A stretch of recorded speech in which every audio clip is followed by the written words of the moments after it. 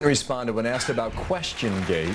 The Clinton camp admitting now that aides planted questions for Clinton at two different events in Iowa. In less than 2 months, the caucus goers convened. So what about this? Radio talk show host, political analyst Tammy Bruce. Tammy, good morning. Hi there. And Democratic strategist Bob Beckel. Good morning, Bob. You were great on Hannity and Coleman's Friday night, by the way. Thank you. You and Michael Steele. That audience, by the way. Does your hair ever get out of place is what I want Sometimes, to know. yeah. Unbelievable. Bob, why are you picking on me? I mean, I haven't even set I'm you not up picking just on you. yet. You look great. And that speech you gave, I saw a clip of it. It looked great. Thank you. I was honored to be there. Yeah, Tammy? Yes, dear. Yes, dear. Here is how it was responded to. Look how he buttered you up. They're working it. Listen. Your campaign admitted to staging a question at an event this week in Iowa. John Edwards has said that's George Bush-like behavior. The process in Iowa must be open and honest. Can you respond to that allegation and to the incident itself? Well, it was news to me, and neither I nor my campaign approve of that, and it will certainly not be tolerated. Well, we know that question wasn't planted. Bob, is this the kind of thing that dogs a campaign? Well, I'll tell you, I've been involved in 4 presidential races, and in all of them, our campaign and our opponents all planted questions. I mean, there's nothing new about this. Now, I will say this. Everyone plants questions? I said in the campaigns I've been involved in. Now, maybe that's just because I'm, one of those kind of guys. But I'll tell you, I don't know of one that doesn't.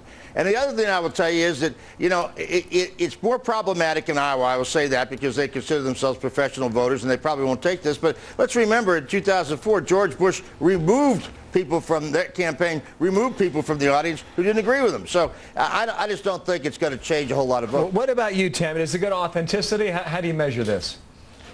Well, obviously, the Democrats are in a little bit more of a problem because they've complained about George Bush doing exactly what Bob has mentioned, and now they're doing it themselves. And John Edwards brought up that point. But when it comes to Hillary Clinton, and these campaigns are meant for one reason and one reason only, to show us in a campaign how they're going to deal with unpredictable, dynamic situations that they can't control. And what Hillary Clinton has shown us is that even in a friendly audience, she's too afraid to hear unprepared questions. But it's better, I suppose, than being asked how you get a stain out of a dress or whether or not her husband, who's a sexual compulsive, is a security risk. Those are the kinds of questions you don't want to have to answer. Here's the thing about Iowa and New Hampshire, that the reason why they go through these grueling tests is so that they can hear every question.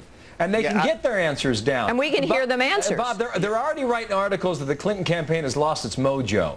Or it's losing its mojo. Do you think it is or not? Well, I don't think it has lost. It's lost some, but not all. But I tell you, Tammy, how you got from that to that dress is one of the more remarkable spins I've heard in a long time. It's the kinds of unusual questions one might be asked when not under control. I happen to believe that you didn't know it. And I'll tell you one thing. I would not want to be the Clinton person who did that. Does it hurt some? Yes, I think it does. Is it something unusual? I don't think it is. And is it going to change a whole lot of caucus goers' votes? If it's repeated again, I would think it probably would. But right now, one campaign staffer said she was prompted to call on that one young woman. So that is also questionable whether or not she knew, when in fact one of her staffers have said that she was prompted to call on that woman. This is not beanbag we're playing here. This is a game of politics. It happens all the time. And honesty and clarity. And when that's your complaint about the sitting president, you can't then become like him and expect your followers to appreciate it. Let me use a big word for a football player. Campaigns and honesty is an oxymoron.